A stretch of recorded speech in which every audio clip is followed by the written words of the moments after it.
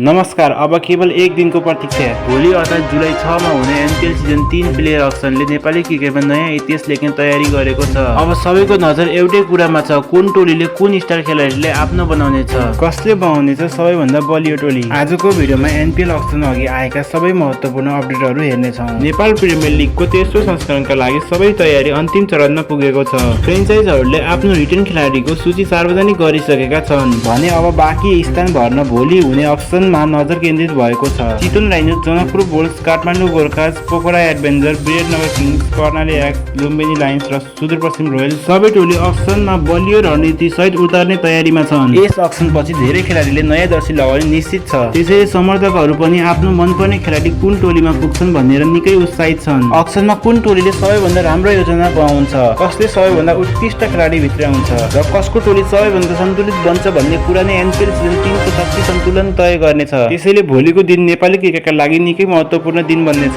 Auction सकिए लगन्तै प्रत्येक टोलीको वास्तविक शक्ति देखिनेछ र त्यसपछि सुरु हुनेछ उपाधिको दौड। हामी पनि अक्सनका सबै अपडेट, प्रत्येक टोलीले किनेका खेलाडी, सबैभन्दा ठुलो सरप्राइज तपाईहरुसम्म सबैभन्दा पहिले ल्याउनेछौँ। तपाईको विचारमा यसपटक अक्सनको सबैभन्दा ठुलो खेलाडी कुन हुनेछन् र चितवन राइनोजले कसलाई किन्नुपर्छ कमेन्टमा आफ्नो विचार लेख्न नबिर्सिनुहोस्। यदि भिडियो मन परे लाइक, शेयर र च्यानललाई सब्स्क्राइब गर्न नबिर्सिनुहोस्। धन्यवाद। जय नेपाल, जय क्रिकेट।